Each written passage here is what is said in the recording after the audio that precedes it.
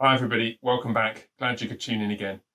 You remember that in the previous video, in this little mini series, I related that tragic account of the woman in her 40s who had been apparently bedridden for decades, except that she wasn't really as physically frail as all that. She wasn't bedridden, and an experienced nurse had realized this, had realized that what had happened is the physical sickness wasn't really the problem anymore. The problem now was that this poor woman in her 40s didn't want to be well. And I left you with that question. Why would somebody do that? Why would somebody behave in that way? Such a tragic and desperate situation. And the intriguing thing, an unnerving thing perhaps, is that Jesus appears to be aware of this in addressing the man at the pool of Bethesda in John chapter 5, a man who's been there for 38 years, infirm for 38 years. Jesus asks him, do you want to be well? As though it's possible that he might not want to be.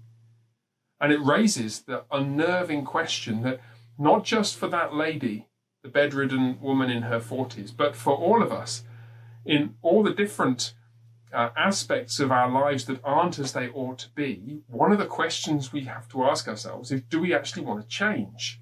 Do you want to be well? As I said, this is not relevant simply to people who are struggling with anxiety or depression, though perhaps particularly it may be relevant to people in that situation. But it's a question all of us need to consider, and I don't think there's a simple answer to it. I think rather that there's probably a combination of factors, and I just want to indicate three overlapping areas that I think may be significant. The first is the issue of identity, who we are. We have an identity given to us by God. It's the body we have, and to a great extent, many of the likes and dislikes that we have. And then on top of that, we do kind of create additional factors to our identity, the way that we appear in the world. We develop through routines and through choices we make, certain habits and certain temperaments and certain attitudes. We cultivate a way of being in the world, an identity. And these are the things that other people like or find a little bit annoying about us. He's always a little bit like that, or she's always saying things like that. And the things that make us who we are, our identity, are how we appear in the world. And here's the problem. Sometimes when we're creating that portion of our identity, which is who we're making ourselves to be, sometimes we can include things that aren't as they ought to be. It's even possible that for people in the sort of situation that that lady was in, or the man in John chapter 5 was in, that being in that terrible physical state may have become such a part of his identity that he didn't want to relinquish it. He didn't want to let it go. And so it's a question that we have to actually honestly confront ourselves with.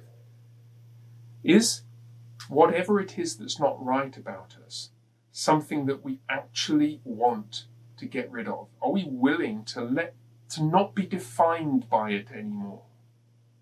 Or is it possible that it's got such a hold of us that it's somehow comforting that we can point to ourselves in a sense and say, this is who we are. We feel secure because we know our identity and it rests in this thing. If that's the case, that's a real tragedy, because we risk not being able to change, not being able, in Jesus' words, to be healed. Do you want to be healed? Do you want this to not be part of your identity anymore? See, in those words of Jesus, they're gentle, aren't they? But they're so sharp. Do you want to be healed? Identity, that's the first thing. The second, I think, is fear. The world is a scary place. And when we struggle or suffer in various ways, then to different degrees, we're able to withdraw from the world. That woman, bedridden.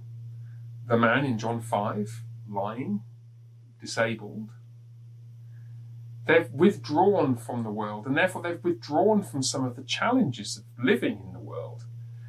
And frankly, sometimes even though you think, well, where I am now isn't a very nice place to be, getting to where I ought to be could be so painful. I'd rather not go through with it. It's like if you have a splinter in your finger, it hurts while it's there, just like it's not pleasant lying paralyzed or ill for decades. But the process of taking it out may be so painful that we'd rather just leave it in there than endure that temporary pain of getting to the place where we want to be.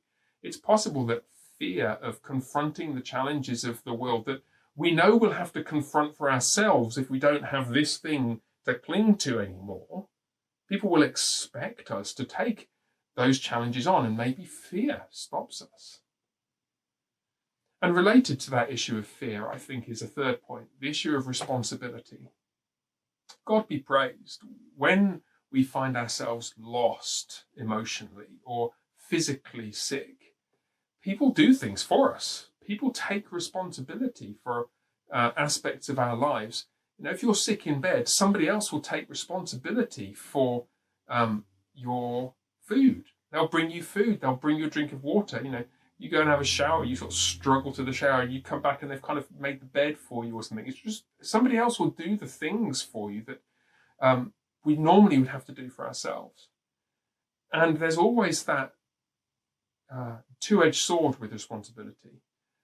Responsibility comes at a heavy price. We have to do things for ourselves. At the same time, of course, responsibility is what life is for. We are here to take responsibility in the world. And yet, that's the downside, isn't it? To take responsibility means, yeah, I have to take responsibility. If my significance comes to a certain extent from what I'm willing to take responsibility for, then am I willing to pay the price for that?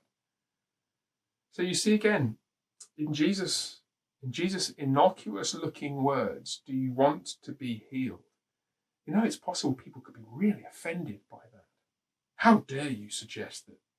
How dare you suggest that I wouldn't want to be healed? How dare you suggest any of these things about me? Well, I think Jesus doesn't mind poking us, because Jesus knows that all of us, I mean, to draw an analogy with our sin, isn't it true that all of us, to a certain extent, love our sin just as we hate it?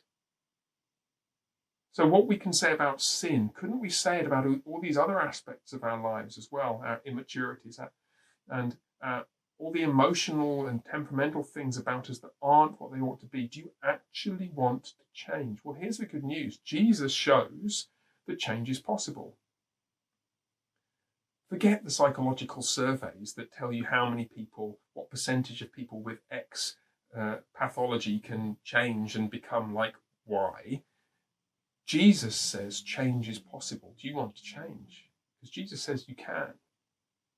And he, at the same time, lays this question before us. Do you really want it? And now in the next video, I want to hint at a couple of what we might consider paths to that change.